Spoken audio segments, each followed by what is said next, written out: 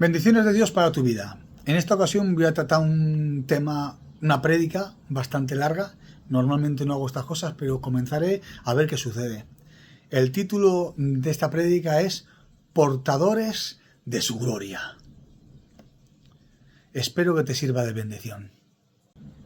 Quisiera comenzar haciéndote una pregunta, o unas preguntas. Vamos allá.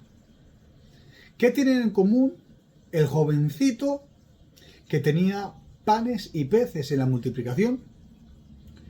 2. El hombre de Lucas 22, el cual prestó el aposento alto al Señor Jesucristo para la última cena.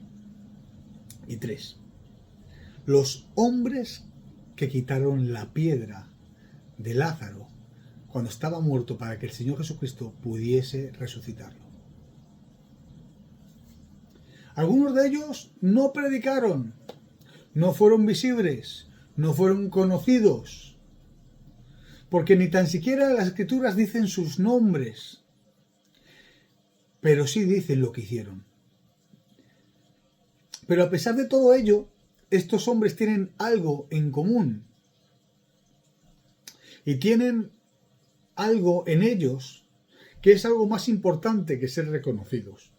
Algunos cambiaron vidas, otros cambiaron la historia, otros prepararon o facilitaron la obra de Dios, haciendo que el poder de Dios se pudiese manifestar.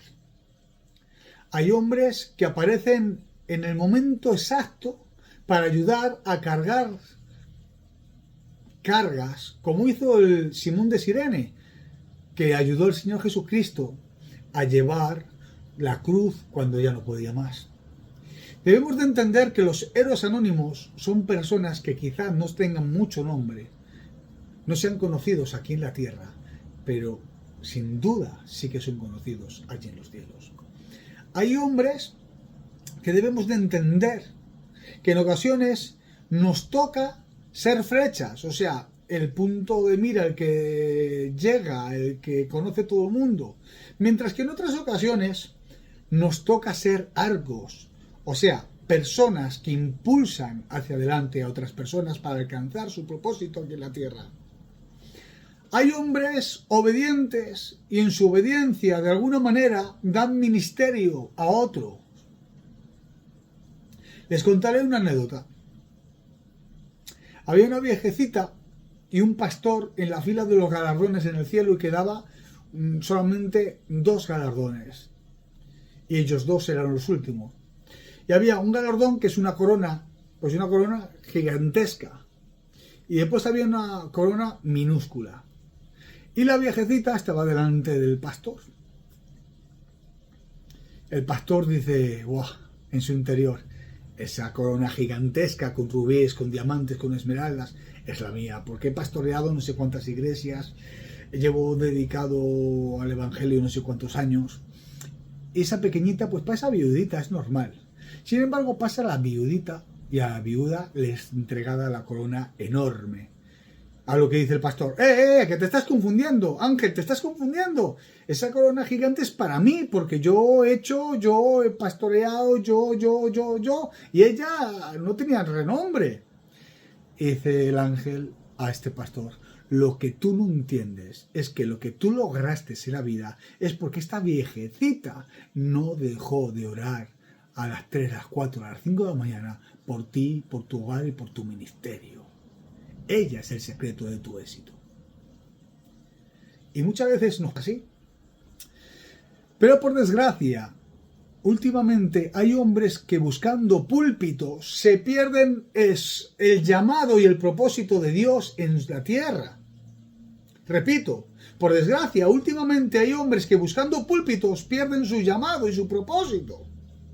En la vida cristiana no se trata de tener éxito, porque muchos tienen éxito, pero lo tienen en el lugar equivocado. Y tener éxito en el lugar equivocado es una desgracia enorme.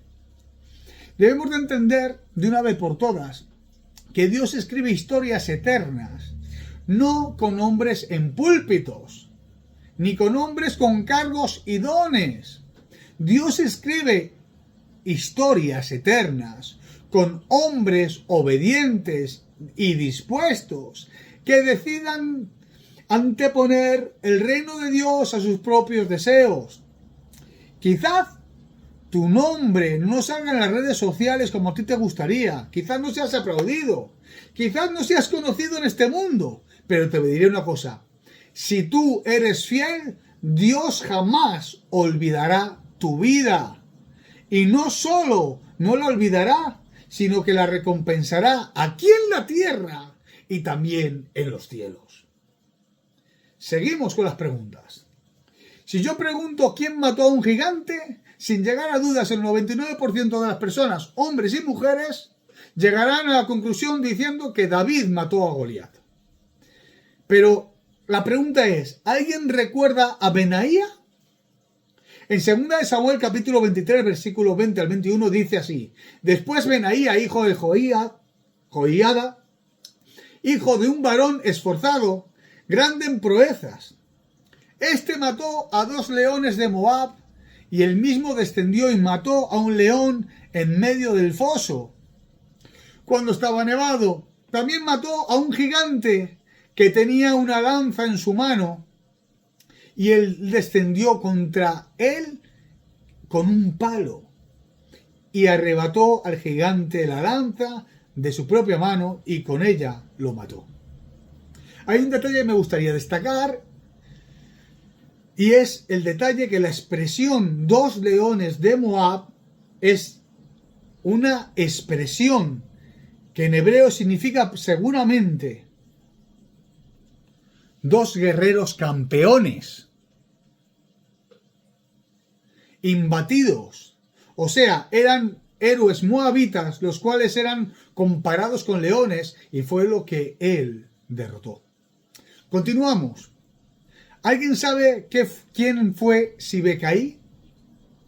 Sibecaí, en 2 de Reyes capítulo 21, versículo 18, dice que Sibecaí derrotó a Asaf, que era un descendiente de los gigantes, por lo cual un gigante. ¿Alguien recuerda a el Nanán? No sé si lo estoy pronunciando bien. El Hanán, ahí sí. El Hanán, en 2 de Samuel 21, 19, nos dice que el Hanán mató al hermano de Goliat, o sea, otro gigante. En 2 de Samuel, versículo 21, 16 a 17, dice que uno de los descendientes de los gigantes, cuya lanza pesaba 300 siclos de bronce, y quien estaba ceñido con una espada nueva, trató de matar a David, mas Abisai, hijo de Sarbia, llegó a su ayuda e hirió al filisteo y lo mató. Por último, en 2 de Samuel, versículo 21, 22 al 20, versículo 21, capítulo 21, versículo 20 al 21, vemos que dice: Después hubo gran guerra en Gad, donde había un gigante, el cual tenía 12 dedos en las manos y otros 12 en los pies, 24 por todos. Y también era descendiente de los gigantes, y este desafió a Israel, y lo mató Jonatán, hijo de Simea, hermano de David. Por todo esto yo imagino que hasta que David mató a Goliat, todo el mundo veía imposible matar a un gigante por miedo. O sea, era por miedo simplemente. Lo veían imposible matar a un gigante. Pero cuando David mató a Goliat, cambió la historia, porque otros hombres creyeron que era posible y mataron a otros gigantes, creando así una generación de matagigantes. David no solamente mató gigantes, sino que formó un escuadrón de matagigantes, formó una escuela. Es por eso mismo que un solo hombre puede marcar a una generación de todos aquellos que le rodean. El problema de esta generación en la que hoy estamos viviendo no son los gigantes, es la falta de hombres dispuestos a enfrentarlos. Y todo esto nos enseña que los hombres más temidos por los infiernos muchas veces no tienen renombre, e incluso no tienen cargos ni están en púlpitos. Los hombres más peligrosos contra el reino de las tinieblas no son hombres cotidianos, son hombres con intimidad y rendición total y absoluta a Dios y su voluntad. Hoy el mundo no necesita hombres con fama. Hoy el mundo no necesita hombres con renombres, ni con reputación, ni tan siquiera necesita hombres con cargos. Dios solo necesita hombres obedientes y dispuestos a buscar a Dios para ser llenos del Dios Espíritu Santo y así hacer su voluntad antes que la suya propia. Este tema podríamos enfocarlo en ser buenos padres, buenos maridos, buenos hijos, buenos trabajadores y un montón de cosas más, enfocando al día a día, en el trabajo, en la iglesia, en el matrimonio, pero no. Hoy vamos a ir mucho más allá. Hoy vengo a presentaros el Evangelio. Sí, el Evangelio. Pero el Evangelio de nuevo, volver a empezar. Sí, porque el Evangelio que estamos viviendo a veces no es un 100% bíblico. A veces es un Evangelio mezclado con religión, adulterado, con mezclas, por las costumbres, por las malas enseñanzas. Vamos allá. Comenzaré diciendo que el Señor Jesucristo habló 2 veces, solamente 2 veces, de la iglesia, mientras que sobre el reino de los cielos habló más de 100 ocasiones distintas. Pero ¿qué es el reino? Durante muchos años gran parte de la iglesia ha estado ignorando la parte de la enseñanza principal del Señor Jesucristo, la cual debemos de entender de una vez por todas si verdaderamente queremos hacer su santa y divina voluntad. La expresión venga a nosotros tu reino es mucho más importante de lo que hemos creído. La importancia de esta pequeña frase, venga a nosotros tu reino, es la base, no solo para tener el verdadero evangelio, sino también para poder tener un evangelio completo, tal y como el Señor Jesucristo nos lo enseñó. Esta pequeña gran frase no solamente es una frase, sino es una realidad que tenemos que vivir cada día. Esta pequeña frase no habla solamente de ir al cielo después de morir o del reino milenial. El Señor Jesucristo enseñó que el reino del Dios debía de manifestarse aquí, en la tierra, y ahora. En la tierra por medio de manifestaciones de poder sobrenatural, de autoridad sobre todas las cosas creadas. Y manifestar la presencia de Dios aquí en la tierra. En la enseñanza del Padre Nuestro, en Mateo 6:10 o en Lucas 11:2 dice, en Mateo, vosotros pues oraréis así: Padre nuestro que estás en los cielos, santificado sea tu nombre. Atención, venga a nosotros tu reino. Repito, venga a nosotros tu reino. Hágase tu voluntad, como en el cielo, así también en la tierra. El pan nuestro de cada día, dánoslo hoy, y perdona nuestras deudas, como nosotros perdonamos a nuestros deudores.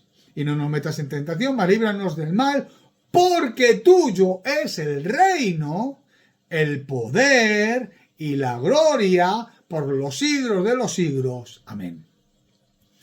Esta gran enseñanza comienza reconociendo a Dios como nuestro Padre y casi inmediatamente dice: venga a nosotros tu reino, mostrándonos así no solamente la importancia, sino también el orden y la prioridad de las cosas. Si nos fijamos adecuadamente, podremos ver que pedir que venga a nosotros su reino es antes de pedir el pan, lo cual significa nuestras necesidades diarias y todas las cosas. Exactamente después de decir venga a nosotros tu reino, dice: hágase tu voluntad en el cielo, así también en la tierra, enseñándonos así clarísimamente que el reino que debemos de pedir que venga es la manifestación de Dios, de su voluntad aquí en la tierra, como ya lo hace en los cielos.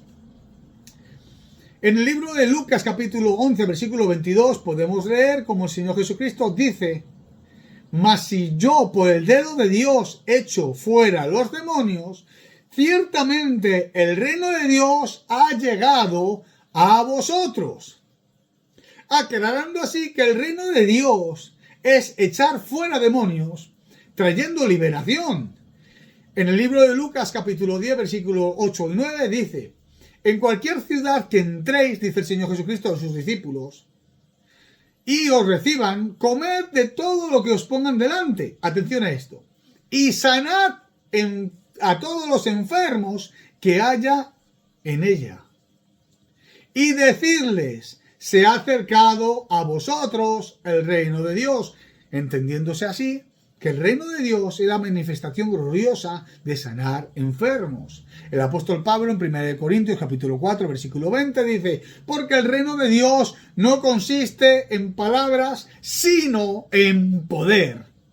En el libro de Lucas capítulo 17 versículo 20 al 21 dice: preguntando por los fariseos cuando había de venir el reino de los cielos, el reino de Dios, perdón, le respondió y dijo: el reino de Dios no vendrá con advertencia, ni dirán enlo aquí, enlo allí, porque he aquí el reino de Dios está entre vosotros.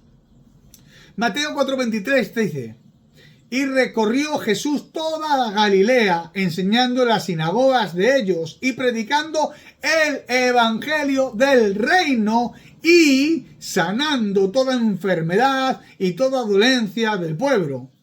En el libro de Mateo, también en capítulo 10, versículos 7 al 8, nos dice clarísimamente cómo a través de quiénes ha de manifestarse el reino de Dios y cómo debe hacerse. De hecho, que dice así: y yendo, predicad diciendo: el reino de los cielos se ha acercado, sanad enfermos, limpiad leprosos, resucitad muertos, echad fuera demonios. De gracia recibisteis, dar de gracia, no desgracias, dígase de paso.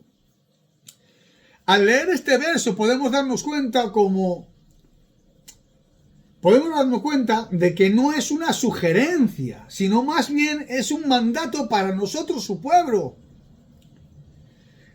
El traer o manifestar el reino de Dios en esta tierra, predicando el evangelio, con demostración de poder, sanando a los enfermos, resucitando a muertos y echando fuera demonios. También debemos de entender y darnos cuenta de que el Señor Jesucristo no hablaba de su reino no solamente en futuro, sino también en presente, con su manifestación de poder en el ahora.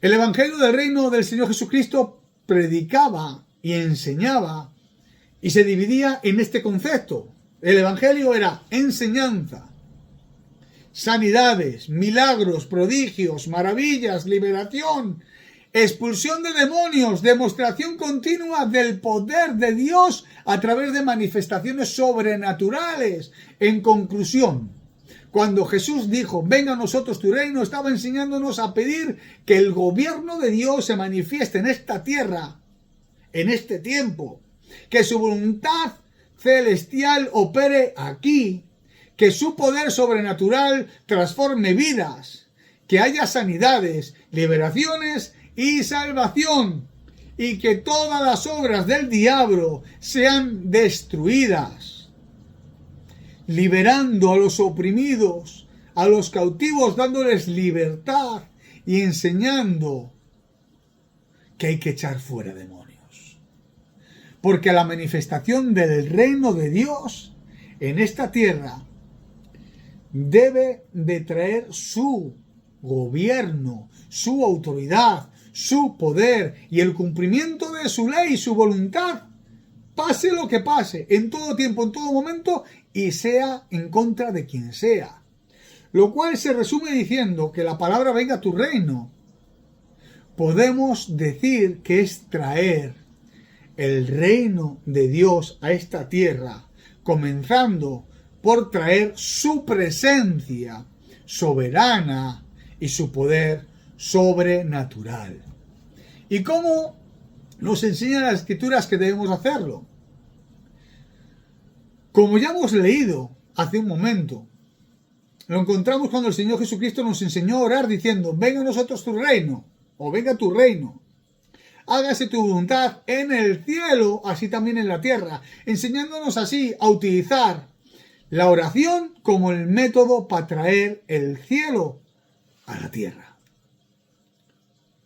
Traer el reino de los cielos a esta tierra es replicar el cielo en esta tierra. Por eso, si en el cielo no hay demonios gobernando en la parte de la tierra que tú y yo estemos conquistando, tampoco debe hacerlo Satanás. Si en el cielo no hay enfermedades, en nuestro territorio, en esta tierra tampoco ha de haberlas.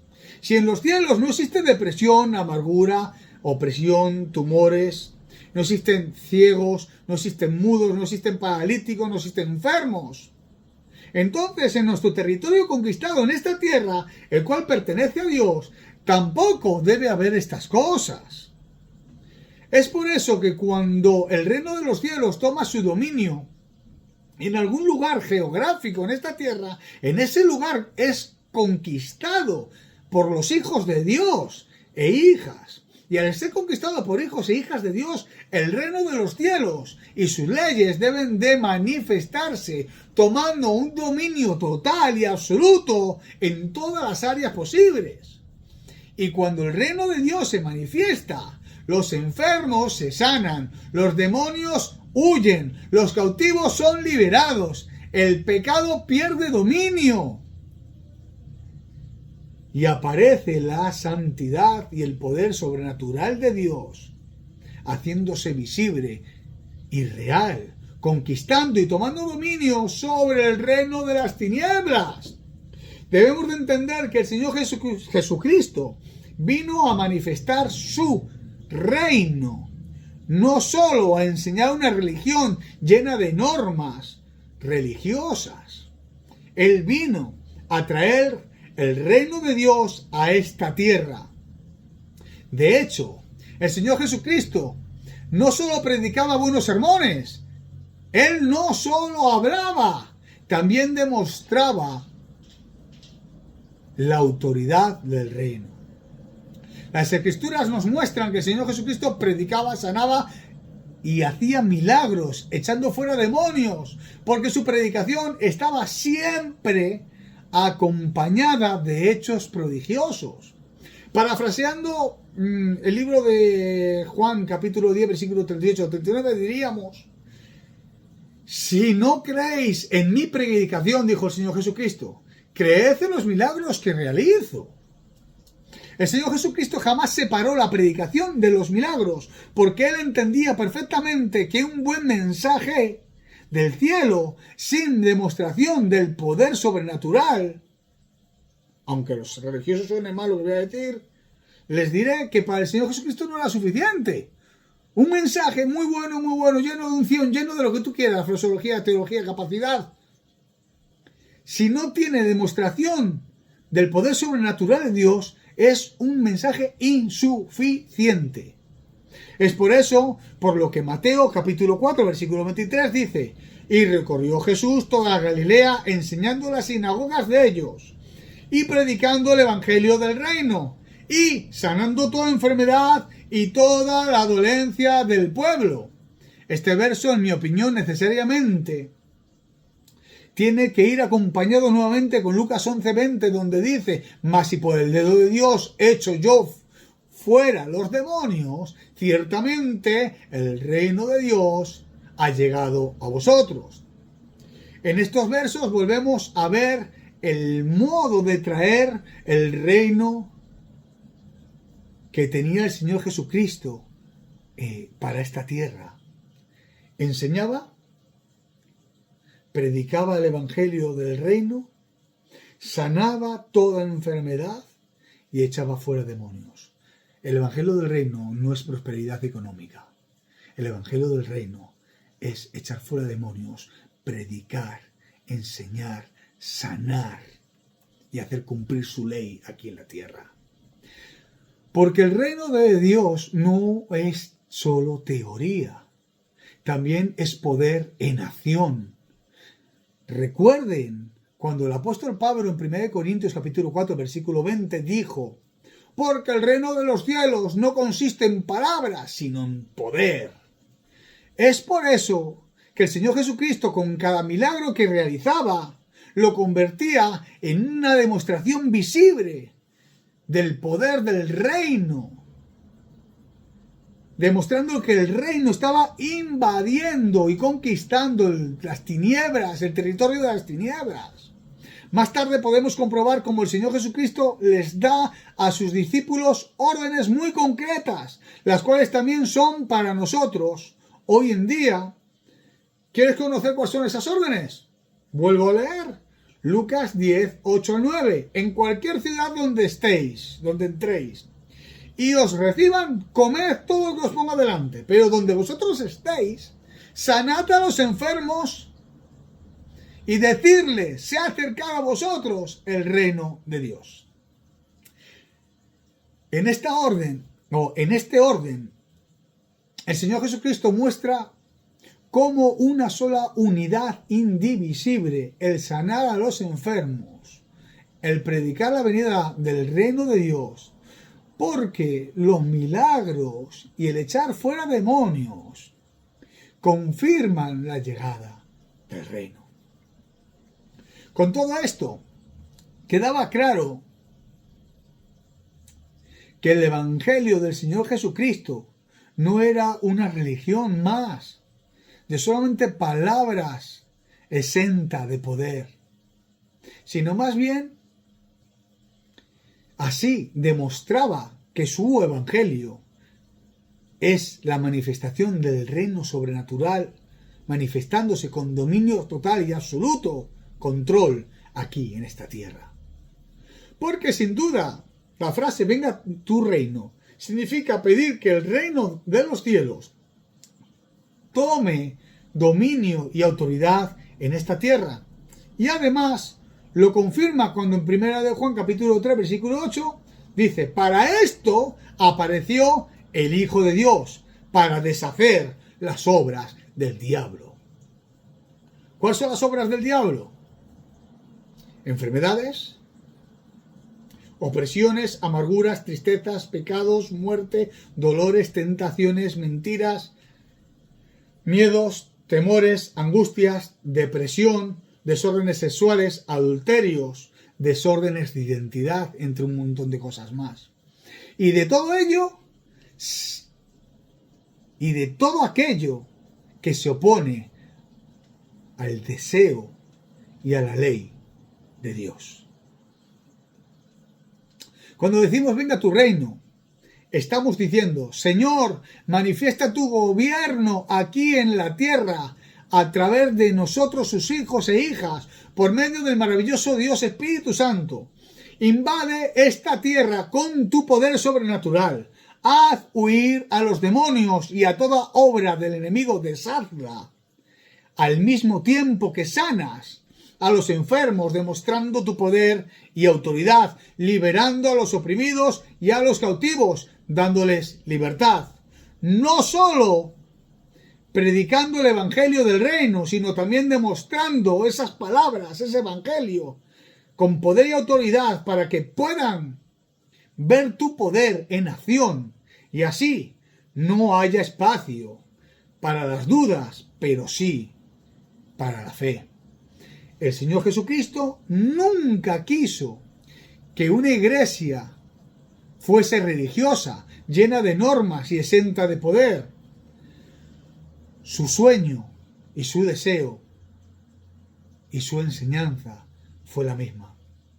La esperanza de que su iglesia, compuesta por hijos e hijas, llenos del poder sobrenatural de Dios, no solamente predicasen, sino que manifestasen el poder de Dios en la iglesia y fuera de ella, para continuar así en la tierra la conquista del reino, implantando el reino de Dios, predicando, sanando, liberando y echando fuera demonios, manifestando el poder sobrenatural de Dios aquí en la tierra, donde quiera que haya un hijo, una hija de Dios, se tiene que manifestar. Y así lograremos conquistar en esta tierra, conquistarla para Dios. Porque si no lo hacemos así, jamás conseguiremos hacer retroceder las tinieblas que habitan en esta tierra. En conclusión, la oración venga a nosotros tu reino es un llamado al pueblo de Dios a la acción para manifestar el poder sobrenatural en esta generación. Porque cuando hay una demostración del poder sobrenatural de Dios en esta tierra, el reino de las tinieblas tiembla, retrocede y es conquistado, además de ser sometido, cambiando ese territorio y ese reino de dueño. Pero por desgracia, en el siglo XXI nos hemos acostumbrado a vivir un cristianismo religioso, lleno de normas y de leyes, pero vacío de poder. Les haré una pregunta. ¿Cuánto hace que no pides que Dios se muestre a través de tu vida, con poder sobrenatural a través de ti hacia alguien, por medio de prodigios, maravillas y milagros? Te recuerdo que las Escrituras dicen en Marcos 16, 15 y 18, y dice así, y les dijo, id por todo el mundo y predicad el Evangelio a toda criatura. El que creyere y fuere bautizado será salvo, mas el que no creyere será condenado.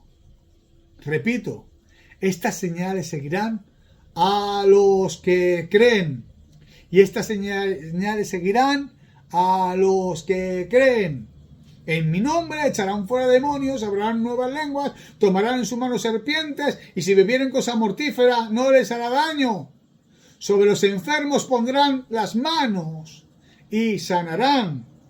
La pregunta es, ¿para quién es esta promesa? ¿Para quién es esta promesa de Dios? ¿Para los ministerios? ¿Para los líderes? No, no es solo para los ministerios, no es solo para los líderes, no es solo para los pastores, que no. Este texto es muy claro, la única condición para ser portador o portadora de la promesa de Dios y administrar así su poder a través de prodigios, maravillas y milagros es solo creer, viviendo en santidad y en obediencia absoluta.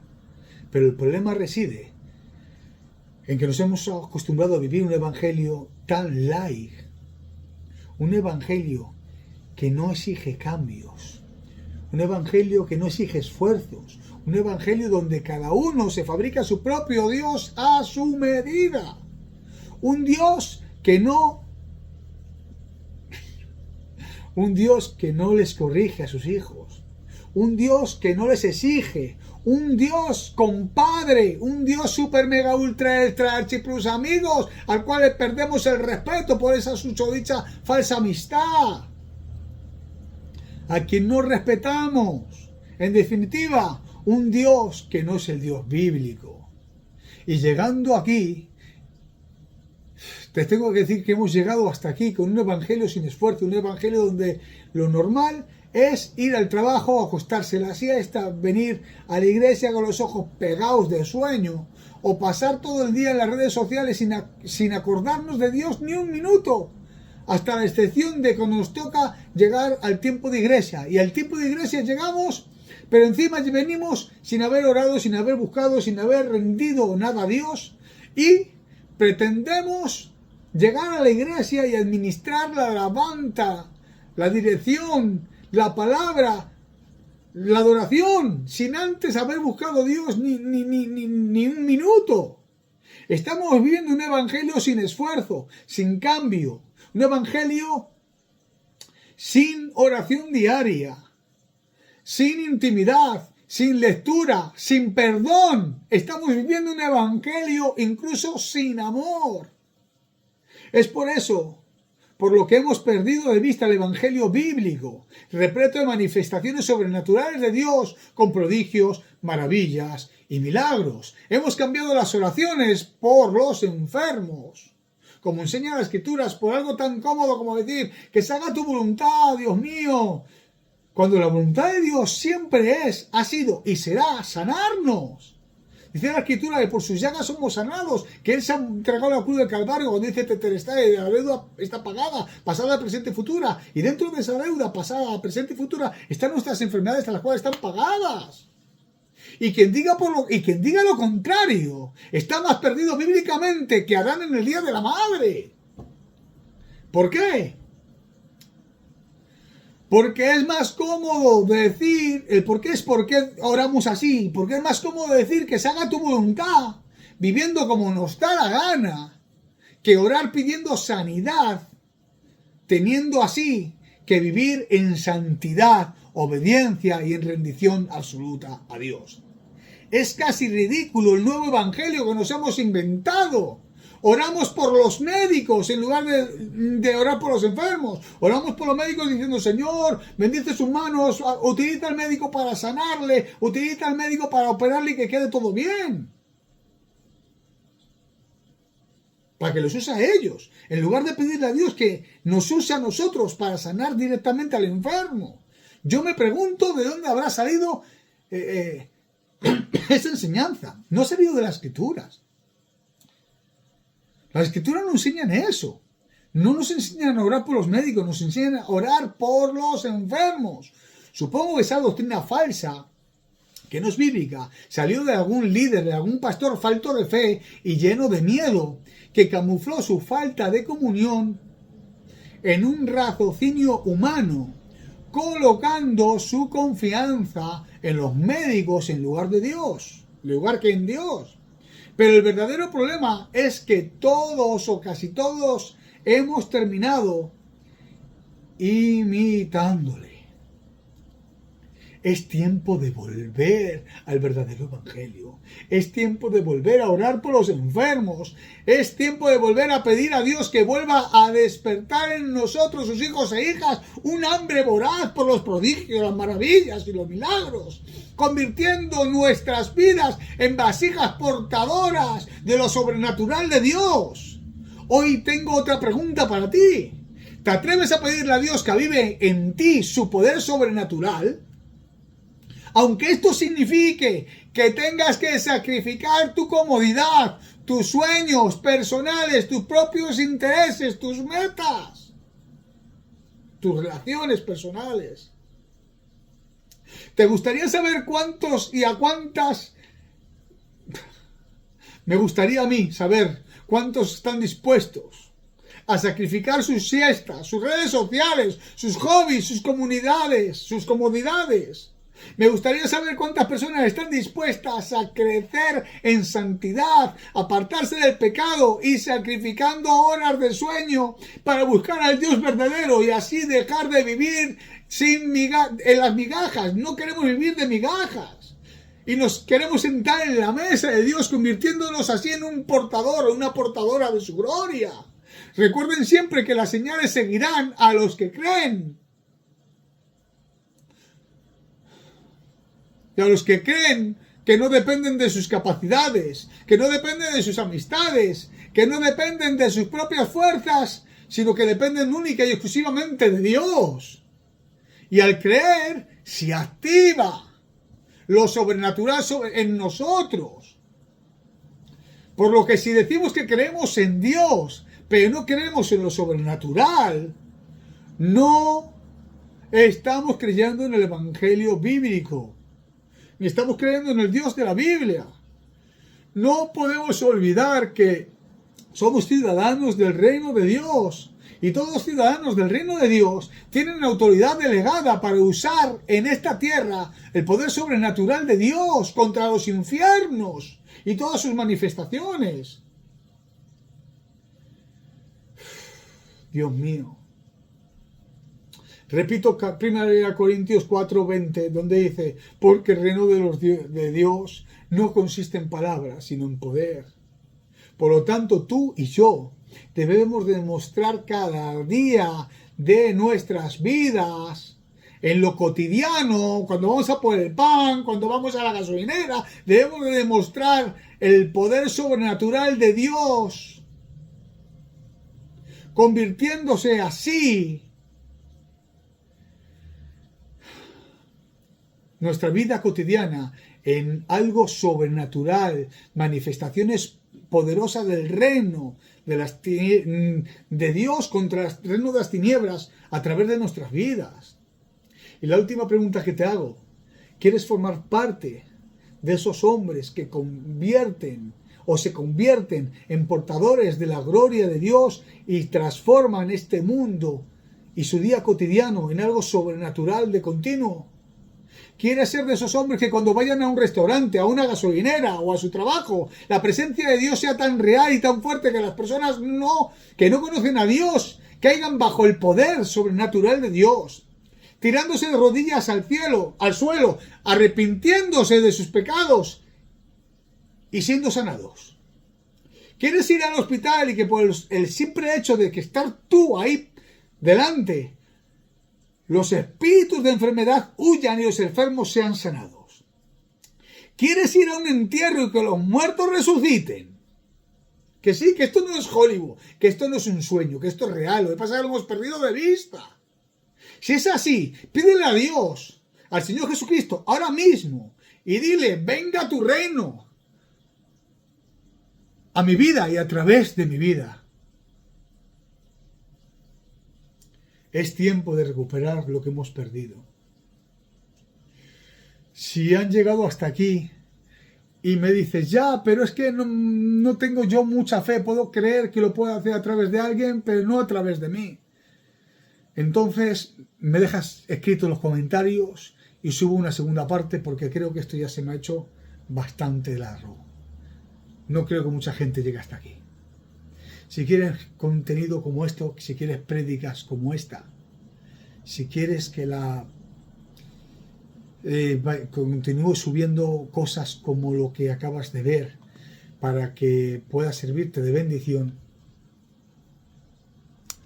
espero que digas algo en los comentarios y lo hago. Y si no, pues nada, en vez de cuando haré algo con la intención de promover el reino de Dios aquí en la tierra. Recuerda, tú eres un hijo y una hija de Dios, por lo cual puedes ser un portador de las bendiciones del cielo.